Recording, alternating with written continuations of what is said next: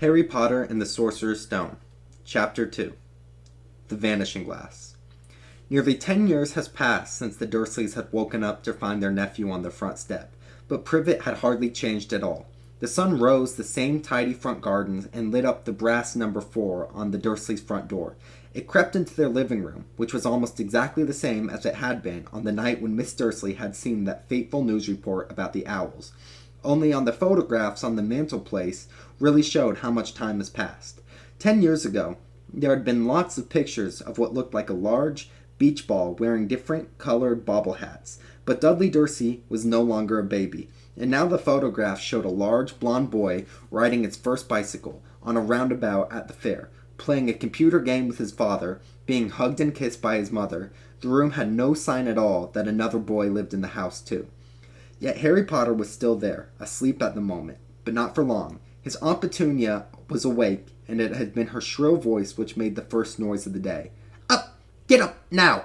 Harry woke up with a start. His aunt rapped on the door again. "Up!" she screeched. Harry heard her walking towards the kitchen, and then the sound of the frying pan being put on the cooker. He rolled on his back and tried to remember the dream he had been having. It had been a good one. There had been a flying motorbike in it. He had a funny feeling that he'd had the same dream before. His aunt was back outside the door. "Are you up yet?" she demanded. "Nearly," said Harry. "Well, get a move on. I want you to look after the bacon, and don't you dare let it burn. I want everything to be perfect on Dudley's birthday." Harry groaned. "What did you say?" his aunt snapped at him through the door. Nothing.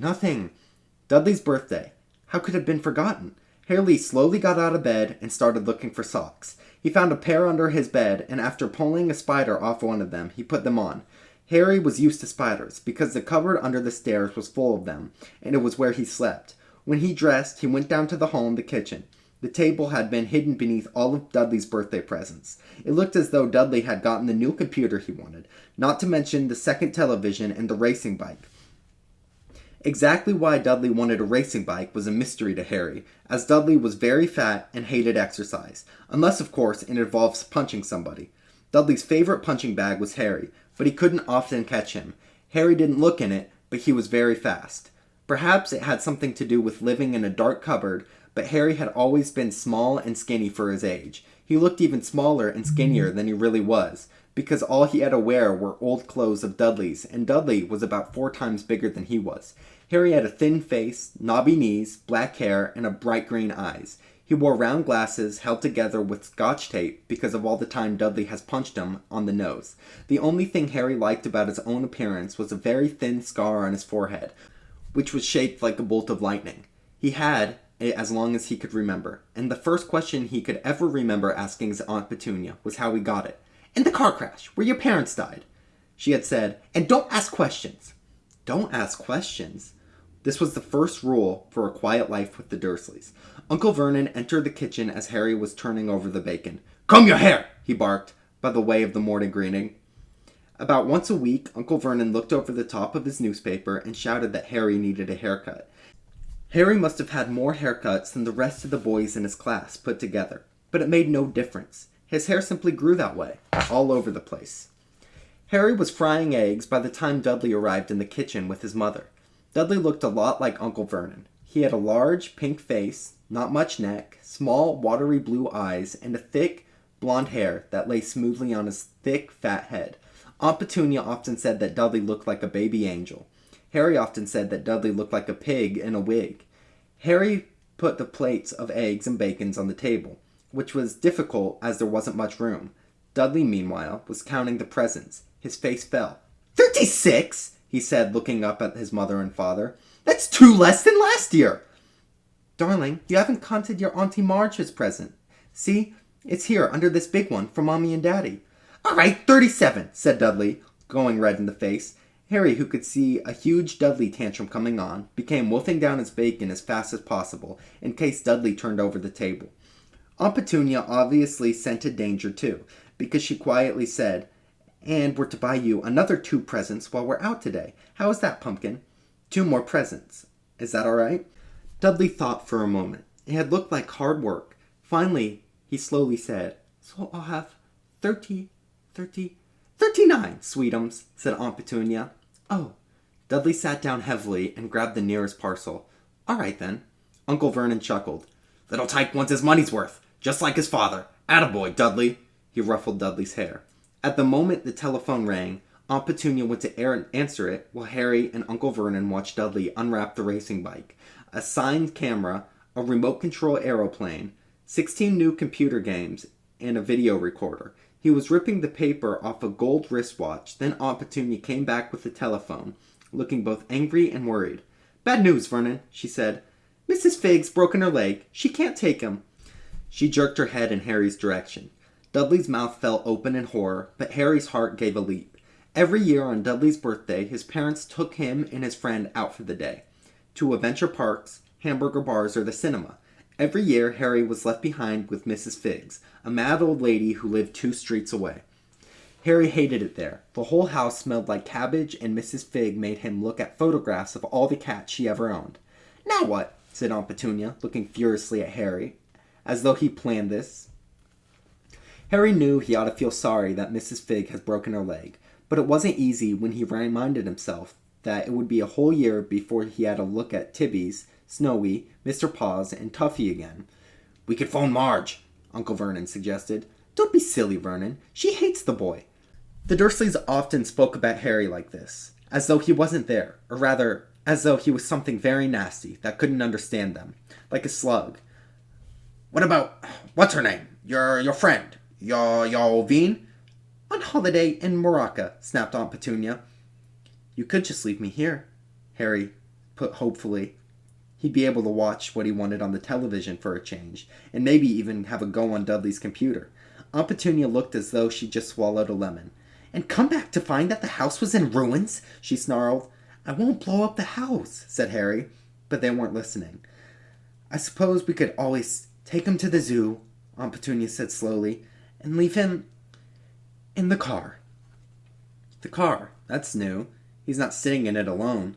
Dudley began to cry loudly. In fact, he wasn't really crying. It had been years since he really cried, but he knew that if he screwed up his face and wailed, his mother would give him anything he wanted. Dinky Duddums, don't cry. Mommy won't let him spoil your special day, she cried, flinging her arms around him. I don't want him to come, Dudley yelled between huge pretend sobs.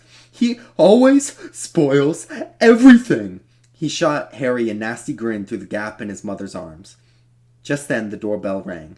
Oh, good Lord, they're here, Aunt Petunia said frantically, and moments later, Dudley's best friend, Piers Polocus, walked in with his mother. Piers was a scrawny boy with a face like a rat. He usually was the one who held people's arms behind their backs while Dudley hit them. Dudley stopped pretending to cry at once. Half an hour later, Harry, who couldn't believe his luck, was sitting in the back of the Dursleys' car with Piers and Dudley on the way to the zoo for the first time in his life.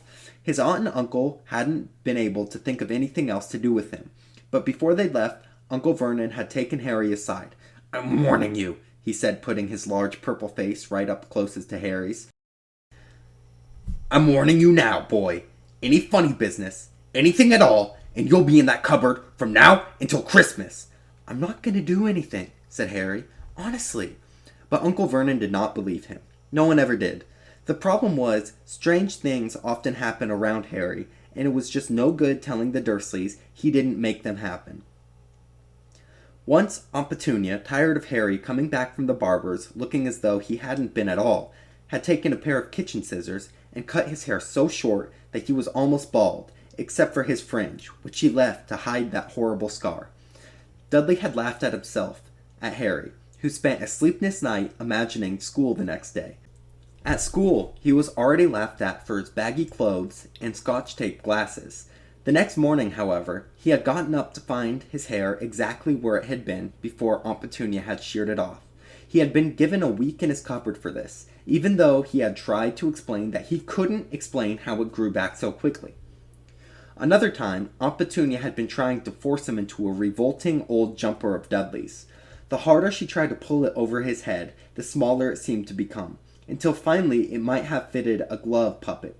But certainly it wouldn't fit Harry. Aunt Petunia had decided it must have been shrunk in the wash, and to his great relief, Harry was not punished for this.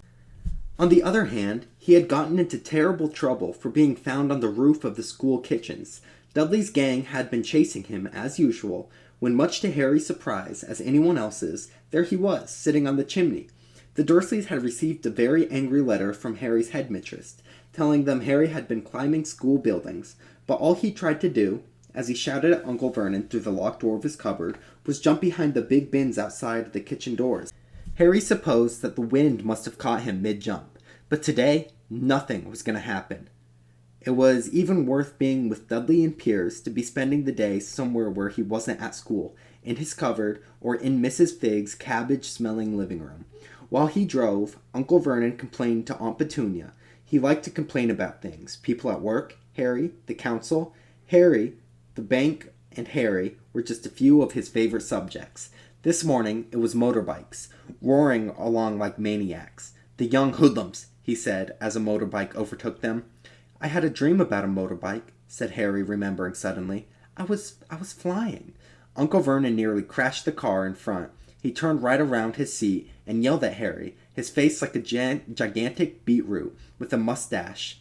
"Motorbikes don't fly!" Dudley and Piers snickered. "I know they don't," said Harry. "It was only a dream." But he wished he hadn't said anything. If there was one thing the Dursleys hated, even more than asking questions, it was him talking about anything, acting in a way he shouldn't, no matter if it was a dream or even a cartoon. They seemed to think he might get dangerous ideas. It was a very sunny Saturday, and the zoo was crowded with families. The Dursleys bought Dudley and Piers a large chocolate ice cream at the entrance, and then, because the smiling lady in the van had asked Harry what he wanted before they could hurry him away, they bought him a cheap lemon ice lolly. It wasn't bad either, Harry thought, licking it, as they watched a gorilla scratching his head and looking remarkably like Dudley, except it wasn't blonde. Harry had the best morning he had had in a long time. He was careful to walk a little way apart from the Dursleys so that Dudley and Piers, who were starting to get bored with the animals by lunchtime, wouldn't fall back on their favorite hobby of hitting him. They ate in the zoo restaurant, and when Dudley had a tantrum because his Knickerbocker glory wasn't big enough, Uncle Vernon bought him another one, and Harry was allowed to finish the first. Harry felt afterwards that he should have known it was all too good to last. After lunch, they went to the reptile house. It was cool and dark in there, with lit windows all along the walls. Behind the glass, all sorts of lizards and snakes were crawling and slithering over bits of wood and stone. Dudley and Piers wanted to see the huge poisonous cobras and thick man-crushing pythons. Dudley quickly found the largest snake in the place. It could have wrapped its body twice around Uncle Vernon's car and crushed it into a dustbin. But at the moment, it didn't look like it was in the mood. In fact, it was fast asleep. Dudley stood with his nose pressed against the glass, staring at the glistening brown coils. "Make it move!" he whined at his father. Uncle Vernon tapped the glass, but the snake didn't budge. "Do it again!" Dudley ordered. Uncle Vernon rapped the glass smartly with his knuckles, but the snake just snoozed on. "This is boring," Dudley moaned. He shuffled away. Harry moved in front of the tank and looked intently at the snake. He wouldn't have been surprised if it had died from boredom itself. No company except stupid people drumming their fingers on the glass, trying to disturb it all day long. It was worse than having a cupboard as a bedroom, where the only visitor was Aunt Petunia hammering on the door to wake you up. At least he got to visit the rest of the house. The snake suddenly opened its beady eyes. Slowly, very slowly, it raised its head until its eyes were on a level with Harry's. It winked. Harry stared. He then looked quickly around to see if there was anyone watching. They weren't. He looked back at the snake and winked too. The snake jerked its head towards Uncle Vernon and Dudley, then raised its eyes to the ceiling. It gave Harry a look, saying quite plainly, "I get that all the time." "I know," Harry murmured through the glass, though he wasn't sure the snake could hear him. It must be very annoying. The snake gnawed vigorously. "Where do you come from, anyway?" Harry asked. The snake jabbed its tail at a little sign next to the glass. Harry peered at it. "Boa constrictor, Brazil. Was it nice there?" The boa constrictor jabbed its tail at the sign again. Harry read on. "This specimen was bred in the zoo." "Oh, I see. So you've never been to Brazil." As the snake shook its head, a deafening shout behind Mary made both of them jump. "Dudley! Mr. Dursley, come and look at the snake. You won't believe what it's doing. Dudley came waddling towards them as fast as he could. Out of the way, you, he said, punching Harry in the ribs. Caught by surprise, Harry fell hard on the concrete floor. What came next happened so fast, no one saw how it happened. 1 second, Piers and Dudley were leaning right up close to the glass. The next, they had leapt backward with howls of horror. Harry sat up and gasped. The glass front of the boa constrictor's tank had vanished. The great snake was uncoiling itself rapidly, slithering out onto the floor. People throughout the reptile house screamed and started running for the exits. As the snake slid swiftly past him, Harry could have sworn a low, hissing voice said, "Brazil, here I come. Thanks, amigo." The keeper of the reptile house was in shock. "But the glass," he kept saying. "Where did the glass go?"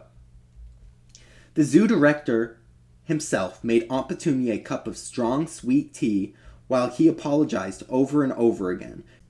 Piers and Dudley could only gibber. As far as Harry had seen, the snake hadn't done anything except snap playfully at their heels as it passed. But by the time they were all back in Uncle Vernon's car, Dudley was telling them how it had nearly bitten off his leg, while Piers was swearing he had tried to squeeze him to death. But worst of all, for Harry at least, was Piers calming down enough to say, "Harry, was it talking? Weren't you, Harry?" Uncle Vernon waited until Piers was safely out of the house before starting on Harry. He was so angry he could hardly speak. He managed to say, "Go! Cupboard! Stay! No meals!" before he collapsed into his chair and Aunt Petunia had to run and get him a large brandy. Harry lay in the dark cupboard until much later, wishing he had a watch. He didn't know what time it was, and he couldn't be sure the Dursleys were asleep yet. Until they were, he couldn't risk sneaking into the kitchen for some food. He'd lived with the Dursleys for almost 10 years. 10 miserable years. As long as he could remember. Ever since he'd been a baby and his parents had died in that car crash. He couldn't remember being in the car when his parents had died. Sometimes, when he strained his memory during his long hours in this cupboard, he came up with a strange vision. A blinding flash of green light and a burning pain on his forehead. This, he supposed, was the crash, although he couldn't imagine where all the green light came from. He couldn't remember his parents at all. His aunt and uncle never spoke about them, and of course he was forbidden to ask questions. There were no photographs of them in the house. When he had been younger, Harry dreamed and dreamed of some unknown relation coming to take him away, but it had never happened. The Dursleys were his only family, yet sometimes he thought, or maybe hoped, that strangers in the street seemed to know him. Very strange strangers they were too. A tiny man in a violet top hat had bowed to him once while shopping with Aunt Petunia and Dudley. After asking Harry ferociously if he knew the man, Aunt Petunia had rushed them out of the shop without buying anything. A wild-looking old woman dressed in all green had waved merrily at him once on a bus. A bald man in a very long purple coat had actually shaken his hand in the street the other day, and then walked away without a word. The weirdest thing about all these people was that they seemed to vanish the second Harry tried to get a closer look. At school, Harry had no one.